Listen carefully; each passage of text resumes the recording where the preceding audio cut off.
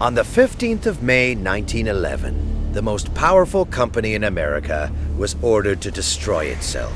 Not by a rival, not by a crash, by the Supreme Court of the United States, which ruled that Standard Oil, the empire that lit nearly every lamp in the country, was an illegal monopoly and commanded it to break into pieces. Its founder was the richest man in America, perhaps, by one way of reckoning, the richest man who had ever lived. And when the verdict came, when they shattered the machine he had spent 40 years perfecting, he got richer, far richer. This is the story of John D. Rockefeller, a quiet bookkeeper who believed that God had made him wealthy, who built the most flawless monopoly in history, and whose empire, for all its oil, was broken by the very perfection that made it. How does the son of a traveling conman become the most hated man in America?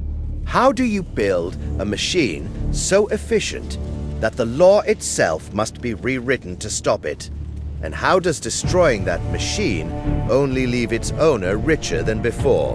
To understand that, you have to go back to a cold little notebook and a boy who was frightened above all else of one thing: disorder.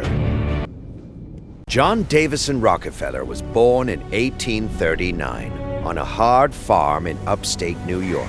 His father, William, was a traveling salesman of patent medicines, a charming, often absent man, remembered by the nickname Devil Bill, who sold bottled cures from the back of a wagon and kept secrets the family would spend a lifetime outrunning. From his father, John learned what he did not want to be.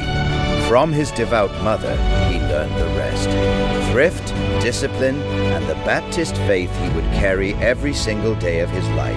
At 16, he took a job as an assistant bookkeeper in Cleveland. He bought a small red notebook.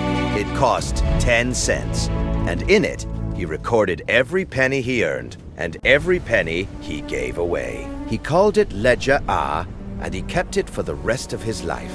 In that ledger was the whole man, a boy who believed that if you could only count everything, measure everything, control everything, the chaos of the world could finally be tamed. In 1863, he found the chaos he was born to conquer: oil. The Pennsylvania oil rush was a frenzy. Wild booms, overnight fortunes, and ruin just as fast. Rockefeller looked at the madness of the oil fields and saw not opportunity, but waste. Ruinous competition, he called it. He did not drill. He refined. And he became convinced the whole reckless industry needed one thing: a single disciplined hand to bring it to order. His hand. In 1870, he and a handful of partners gave that vision a deliberately dull, reassuring name: the Standard Oil Company. It controlled only a small share of American refining. Within a decade, it would control almost all of it. Rockefeller's weapon was not the oil, it was the railroads. Oil had to be shipped, and the railroads craved the steady volume only Standard could supply. So Rockefeller struck secret deals. He won rebates, quiet refunds on his own shipping costs that no rival could match. And then something sharper: drawbacks, payments to Standard out of the freight his competitors paid. Every barrel a rival shipped, Rockefeller took a cut of it. In the winter of 1872, he made his boldest move. Backed by a secret pact with the railroads, he came to Cleveland, the refining heart of America, and offered his competitors a quiet choice: sell to me now at my price, or try to survive against a man who pays less to ship his oil than you pay to exist.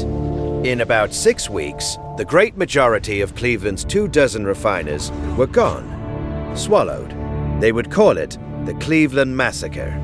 To Rockefeller, it was not cruelty, it was rescue. He genuinely believed he was saving these men from a chaos that would have ruined them anyway. And, to bind his growing empire together, his lawyers built something the world had not seen before: a single structure to hold dozens of companies under the control of 9 men. In 1882, the Standard Oil Trust was born. A new word entered the American language: trust, and with it, a new fear. By around 1880, Standard controlled roughly 90% of America's oil. He had done it. The chaos was tamed. One machine, one will. From the wellhead to the lamp on your kitchen table. The most private man in America had built the most perfect monopoly the world had ever seen. And that, exactly that, would destroy him. The machine was too perfect to stay hidden. Across the country, a quiet rage was building. Among the small refiners he had crushed, the customers who paid his prices, a public that sensed an invisible hand inside every gallon of kerosene. And that rage found its voice in a journalist named Ida Tarbell. Tarbell was no casual critic. Her father had been an independent oilman in Pennsylvania, one of the men who refused to bend to Standard, who mortgaged his home to fight it, and whose partner took his own life as the empire closed in. She had grown up watching what Rockefeller's order did to the people it consumed. Beginning in 1902, across 19 meticulous, devastating installments, she laid out for the whole country exactly how Standard Oil had been built. The rebates, the drawbacks, the secret deals. She did not invent the anger. She gave it evidence. The pressure grew impossible to ignore. America had already written a law for this very moment. The Sherman Antitrust Act of 1890 meant to break exactly this kind of empire. In 1906, the federal government sued, and on the 15th of May, 1911, the Supreme Court delivered its verdict. Standard Oil was an illegal monopoly, and it was to be torn apart, dissolved into more than 30 separate companies. The most perfect machine in America had been ordered to shatter itself. It should have been the end of him. It was the opposite. Because when Standard Oil broke, it did not vanish. It split into more than 30 companies, and their names would come to rule the next century. The firm that became Exxon, the one that became Mobil, the ones that became Chevron, and Amoco, and Marathon, and Rockefeller owned a piece of every single one. As independent companies, their shares could finally trade freely, and they climbed.